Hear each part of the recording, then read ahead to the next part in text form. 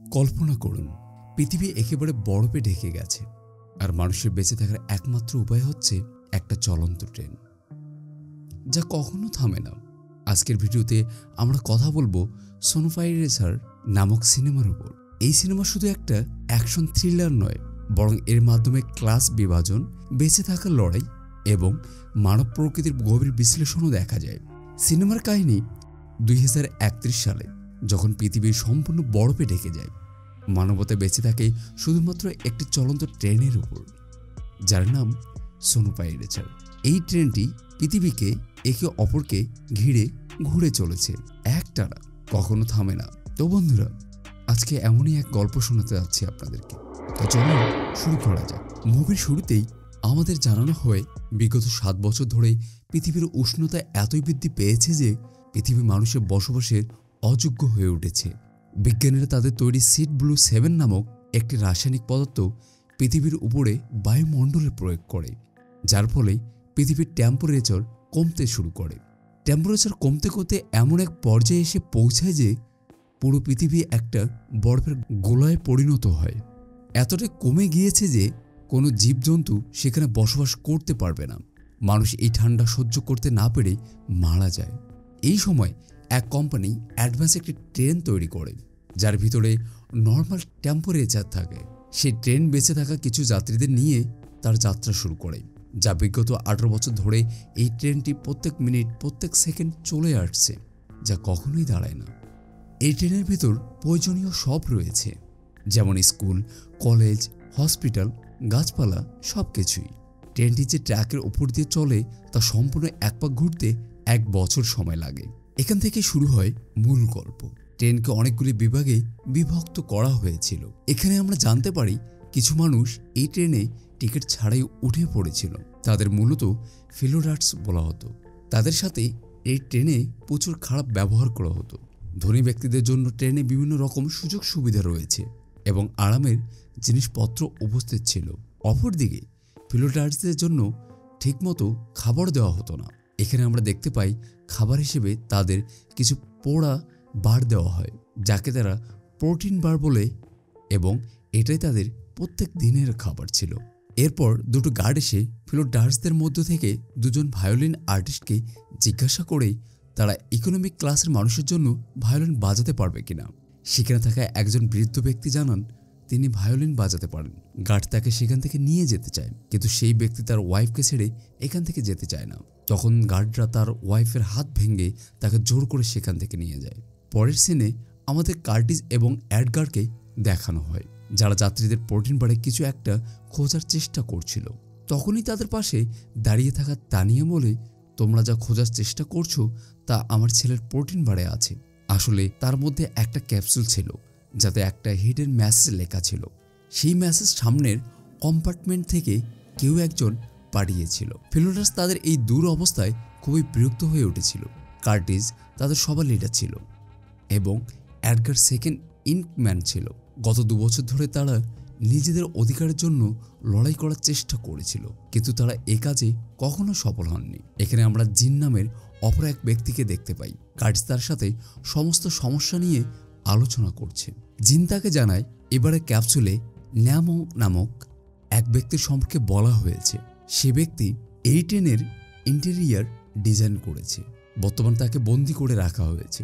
Curtis এখানে NAM অংকে বন্দি করার কারণ বুঝতে পারে না। এরপরে কিছু গার্ড এক মহিলার সাথে সেখানে আসে। সেখানে তারা বাচ্চাদের মাপজোক করতে থাকেন। তারা 2টো বাচ্চাকে ধরে সেখান থেকে নিয়ে যেতে থাকে। বাচ্চাদের পিতামাতা এতে বিরোধ করলে সেই গার্ড তাদের মারধর শুরু করে। রেগে গিয়ে অ্যান্ড্রু তাদের উপর নিজের জুতো ছুঁড়ে মারে। এতে করে গার্ড তাকে অ্যারেস্ট করে নেয়। এখন তারা বাচ্চাদের কেন নিয়ে যাচ্ছিল সেটা আমরা কিছুক্ষণ পরে জানতে পারবো। এই ট্রেনে ম্যানেজমেন্ট হেড মিশনকে দেখানো হয়, যার কাজ হলো প্রত্যেক বিভাগে শান্তি বজায় রাখা। সে অ্যান্ড্রুর জুতো তুলে বলে প্রত্যেক জিনিসের একটা নির্দিষ্ট জায়গা আছে। যেমন লোকের জুতো পায়ে পড়ে কিন্তু টুপি মাথায় পড়ে, ঠিক তেমনি ধনী যাত্রীরা ট্রেনের সামনের কম্পার্টমেন্টে থাকবে এবং গরিবরা ট্রেনের পিছন দিকে থাকবে।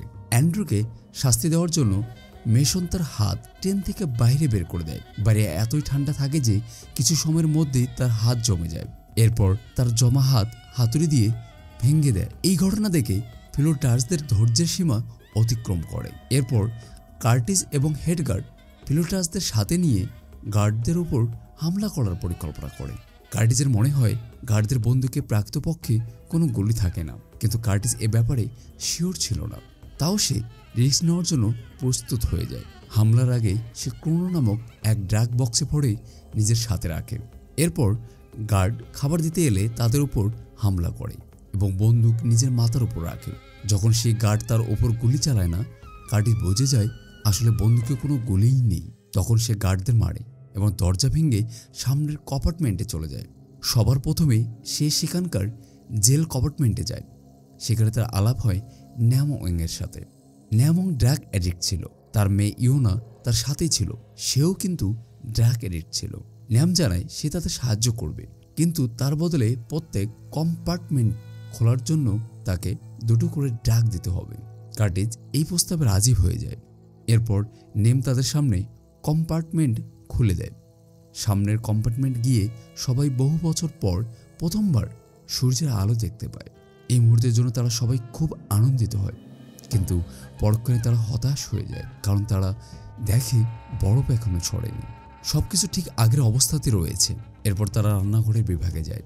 সেখানে মূলত ফিলোটার্সদের জন্য খাবার তৈরি করা হতো। কার্টিস একটা কন্টেনারকে পরীক্ষা করে দেখে। সেখানে সে দেখতে পায় অনেকগুলো আরশোলা রান্না করা হচ্ছিল, অর্থাৎ আজ পর্যন্ত প্রোটিন বারের নামে তাদের যা খাওয়ানো হতো তা মূলত আরশোলাই ছিল। এখানে কার্টিস পুনরায় সে অজানা ব্যক্তির চিঠি পায়। চিঠিতে লেখা ছিল তার সামনের কম্পার্টমেন্টে জল আছে, যা ট্রেনের সব কম্পার্টমেন্টের জন্য খুবই গুরুত্বপূর্ণ বিভাগ ছিল। অর্থাৎ তারা জল বিভাগকে নিজের দখলে নিতে পারে, তাহলে তারা গার্ডদের সাথে ভালো করে কথা বলতে পারবে এবং গার্ডদের তাদের সব ইচ্ছে পূরণ করতে হবে। এখানে আমরা দেখি ন্যামের মেয়ে ইওনার কাছে এক সুপার ন্যাচারাল পাওয়ার ছিল। সে দেয়ালের উপরে সবকিছু জিনিস দেখতে পায়। যখন তারা দ্বিতীয় কম্পার্টমেন্টে যাওয়ার জন্য দরজার কাছে আসে, তখন ইওনা দরজার অপর প্রান্তে অনেকগুলো গার্ডকে দেখতে পায়। সে চেঁচিয়ে তার বাবাকে দরজা খুলতে বারণ করে, কিন্তু ততক্ষণে অনেক দেরি হয়ে গিয়েছিল এবং ন্যাম সেই দরজা খুলে দিয়েছিল। তখনই তাদের মধ্যে লড়াই শুরু হয়ে যায় এবং অনেক মানুষ তাদের প্রাণ হারায়। কিছুক্ষণ পর ট্রেনে একটা ঘোষণা করা হয় যে সেই ট্রেন কিছুক্ষণের মধ্যেই নিউ ইয়র্ক বেঞ্চমার্ক পয়েন্ট দিয়ে যাবে। সেই ট্রেন আরও 1 বছর অর্থাৎ 1 পাক ঘোরা সম্পূর্ণ করেছে। উভয় দলই কিছু সময়ের জন্য নিজের লড়াই থামায় এবং হ্যাপি নিউ ইয়ার বলে চিৎকার করে। তার পরপরই ট্রেনটি একটি বরফের টুকরোর সাথে সংঘর্ষ হয়, ফলে ট্রেনটি খুবই জোরে নড়ে ওঠে। ইওনা নেমকে নিচের একটা অংশ দেখায়। সেই জায়গা গত বছরের তুলনায় এবছর অনেক বেশি পরিষ্কার দেখা যাচ্ছিল, অর্থাৎ বরফ ধীরে ধীরে সরে যাচ্ছিল। ন্যাম জানায় পরবর্তী সময় তারা খুব তাড়াতাড়ি ট্রেন থেকে বাইরে বের হতে পারবে। এর পরের সিনে আমরা ম্যাশনকে দেখি, যে কার্টিসকে এবং বাকি সবাইকে বলে, আজ থেকে 18 বছর আগে উইলফোর্ড তোমাদের এই ট্রেনে থাকা খাওয়ার জায়গা দিয়েছিল, আর আজ তাকে ধন্যবাদ জানানোর পরিবর্তে তোমরা জলের উপর অধিকার করে তার বিরুদ্ধে যেতে চাইছ। এইটুকু বলেই সে গার্ডদের মেরে ফেলার হুকুম দেয়। গার্ডরা নাইট ভিশন চশমা পরে তৈরি হয়ে যায়। ব্রিজের কিছুটা দূরে একটা টানেল আসে। টানেল দিয়ে প্রবেশ করার সাথে সাথেই চারদিকে অন্ধকার হয়ে যায়। যেহেতু গার্ডরা নাইট ভিশন চশমা পরেছিল, তাই তারা সবাইকে দেখতে পাচ্ছিল। তারা এক এক করে তাদের সবাইকে মেরে ফেলতে থাকে। তখনই সেখানে চ্যাং নামের এক ব্যক্তি মশাল নিয়ে আসে। আলো আসার পর তাদের দুপক্ষের আবারও লড়াই শুরু হয়। চ্যাং ও অ্যান্ডকে বন্দি বানিয়ে নেয় তারা, কিন্তু মিশনের এতে কোনো প্রভাব পড়ে না। অপরদিকে এক গার্ড কার্টিসের এক সঙ্গীকে ধরে তাদের সবাইকে হার মেনে নিতে বলে, কিন্তু কার্টিস হার স্বীকার করে না। সে সোজা গিয়ে মিশনকে ধরে নেয়। এরপর গার্ডস এর সঙ্গীকে মেরে ফেলে, সঙ্গে সঙ্গে ইওর আর সেই গার্ডকে মেরে ফেলে। অপরদিকে কার্টিস মিশনকে বন্দি বানিয়ে নেয়। সেটাকে উইলফোর্ড অর্থাৎ এই ট্রেনের মালিককে ডাকতে বলে। তারা জল বন্ধ করে দেওয়ার হুমকিও দেয়। এসব শুনে মিশনও হেসে বলে, আরে মূর্খ, ট্রেনের জল সামনের কম্পার্টমেন্টে আছে। এখানে জল শুধুমাত্র রিসাইকেল করা হয়। ট্রেনের মালিক কখনোই এখানে আসবে না। সে জানে তোমাদেরও জলের দরকার আছে, কিন্তু মিশন জানায় সে সরাসরি ট্রেনের মালিকের সাথে দেখা করতে পারে। কিন্তু পরিবর্তে কার্টিস যখন উইলফোর্ডের সামনে যাবে, তখন যেন সে উইলফোর্ডের জিভ কেটে দেয়, কারণ সে তার কথা দিয়ে লোককে খুব সহজেই ম্যানিপুলেট করতে পারে। বাকি সকল ফেলোডার্স সেখানে অপেক্ষা করার সিদ্ধান্ত নেয়। অপরদিকে কার্টিজের সাথে সেই সঙ্গী সামনের কম্পার্টমেন্টে যায়। কার্টিজ, এডগার, তানিয়া, ন্যাং, ইওনা এবং প্রে নামক অপর এক ব্যক্তি মিশনের সাথে সামনের কম্পার্টমেন্টে যায়। তারা বিভিন্ন কম্পার্টমেন্ট ঘুরে ঘুরে সামনের দিকে এগোতে থাকে। এখানে আমরা দেখি আগের কম্পার্টমেন্টগুলিতে অনেক বেশি সুযোগ সুবিধা ছিল। এক জায়গায় তারা ডিনার করার জন্য দাঁড়ায়। মেশান সবার জন্য সুশি অর্ডার করে। এরপর মেশান যখন সুশি খেতে যায়, কার্টিস তাকে বাধা দেয় এবং এত বছর ধরে তারা যে প্রোটিনের খাবার খেয়ে আসছিল তা খেতে দেয়। আর একটু আগে গিয়ে তারা একটা স্কুল কম্পার্টমেন্ট খুঁজে পায়। সেখানে ধনী ব্যক্তির বাচ্চাদের পড়ানো হতো। এখানে দেখি একজন শিক্ষিকা বাচ্চাদের ফিলোডার্সদের সম্পর্কে পড়াচ্ছে। তিনি বাচ্চাদের শেখাচ্ছিলেন ফিলোডার্সরা ভালো মানুষ হয় না। অপরদিকে তিনি উইলফোর্ডকে তাদের রক্ষাকর্তা বলে পরিচয় দিচ্ছিলেন। কার্টিজ এখানে একটা সিসিটিভি ফুটেজ দেখে। সিসিটিভি ক্যামেরা ট্রেনের বিভিন্ন অংশে লাগানো ছিল। তখনই তাদের শিক্ষিকা সবাইকে ট্রেনের বাইরে দেখতে বলে। তিনি বাচ্চাদের কিছু মানুষ দেখান যারা কিছু বছর আগে ট্রেন থেকে বেরোনোর চেষ্টা করেছিল, কিন্তু বাইরে বেরোনোর সাথে সাথেই তারা জমে গিয়েছিল এবং তাদের মৃতদেহ তখন সেখানেই ছিল।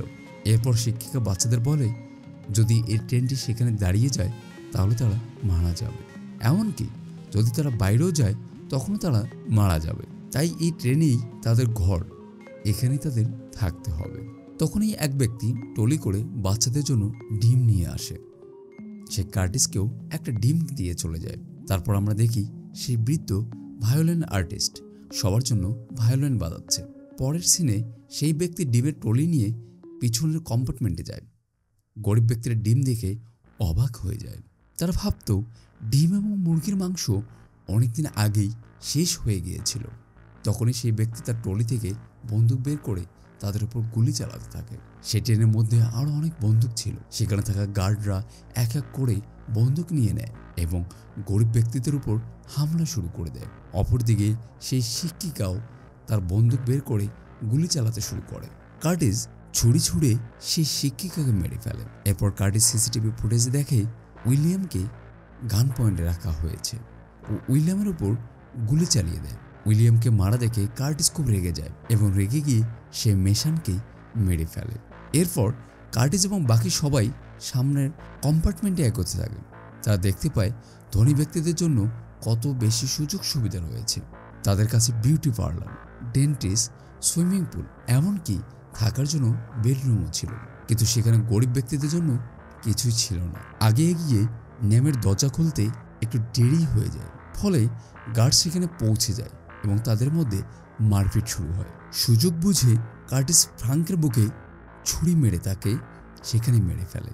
লড়াইয়ে তানিয়াও মারা যায়, কিন্তু মরার আগে কার্টিসকে সেই টিমের একটা ফটো দেখিয়ে তাকে খুঁজে বের করতে অনুরোধ করে। এরপর ন্যাম, ইওনা এবং কার্টিস আগে এগোতে থাকে।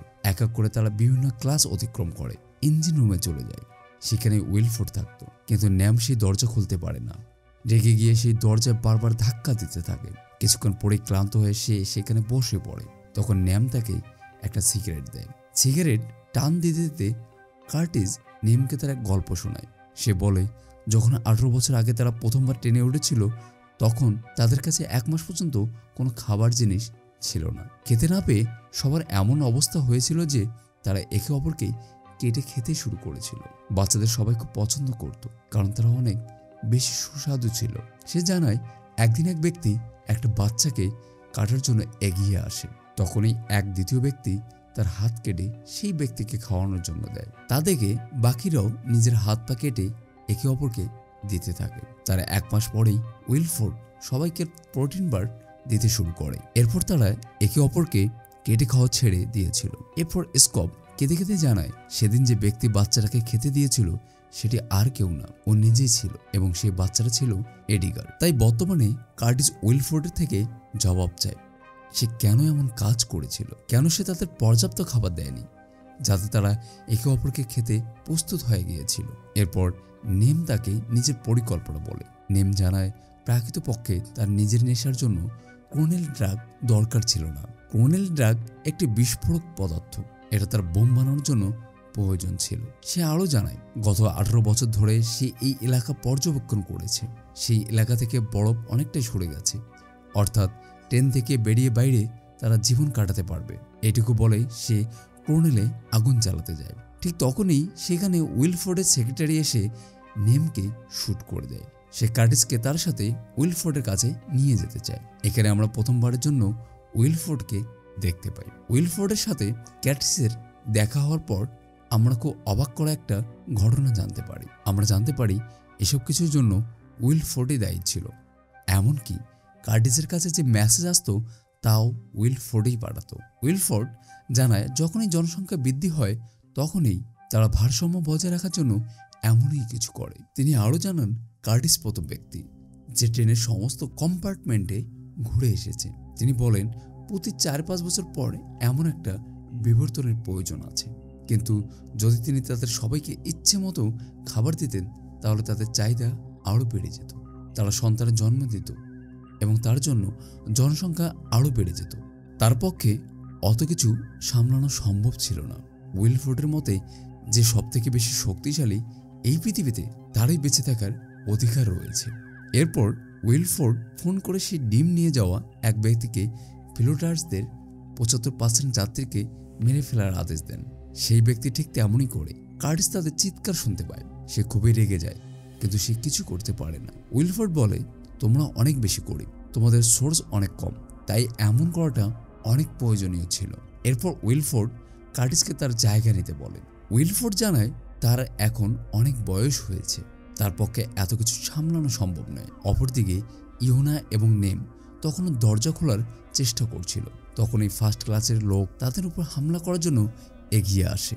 নেম তাদের সাথে লড়াই করার জন্য এগিয়ে যায়। এর মধ্যে ইয়োনা সেই বিস্ফোরক ট্রেনের গেটের একটা অংশে লাগিয়ে দেয়। সে তাড়াতাড়ি কার্টিসের কাছে ম্যাচের সাইড চায় যা ন্যাম তাকে সিগারেট জ্বালানোর জন্য দিয়েছিল। তখনই কার্টিস ইঞ্জিন রুম থেকে একটা বাচ্চার আওয়াজ শুনতে পায়। কার্টিস সেখানে টিভিতে দেখতে পায়। কার্টিস বুঝতে পারে যখন ইঞ্জিন খারাপ হয়ে গিয়েছিল তখন উইলফোর্ড গরিবদের বাচ্চাদের ধরে এনে ইঞ্জিন ঠিক করার কাজে লাগিয়ে দিয়েছিল। এতে সে খুবই রেগে যায়, কারণ সেখানে অনেক ধনী বাচ্চাও ছিল, কিন্তু উইলফোর্ড কাজ করার জন্য গরিবদের বাচ্চাকেই নির্বাচন করেছিল। রেগে গিয়ে কার্টিস উইলফোর্ডকে একটা জোরে ঘুষি মারে। এরপর কার্টিস টিমকে সেখান থেকে উদ্ধার করে। এর মাঝে ইয়োনাও সেই বিস্ফোরণকে আগুন লাগিয়ে দেয়, ফলে খুব বড় একটা ব্লাস্ট হয় এবং ট্রেনের সমস্ত কম্পার্টমেন্ট অনেক দূরে দূরে ছড়িয়ে পড়ে। সেখানে সমস্ত মানুষ মারা যায়, শুধুমাত্র ইয়োনা এবং টিমেই বেঁচে যায়। এত বছরে প্রথমবার তারা ট্রেনের বাইরে আসে। সেখানে তারা একটা ভাল্লুককে দেখতে পায় যে তখনও বেঁচে ছিল। এর অর্থ হলো পৃথিবী এখনো মানুষের বাঁচার জন্য উপযুক্ত হয়ে উঠেছিল। এর সাথে এই মুভিটির এখানেই শেষ হয়ে যায়। তো বন্ধুরা, এই মুভির গল্প আপনাদের কেমন লাগলো অবশ্যই কমেন্ট করে জানাতে ভুলবেন না। আজকের জন্য বিদায় নিচ্ছি। সবার জীবন সুন্দর হোক। ধন্যবাদ।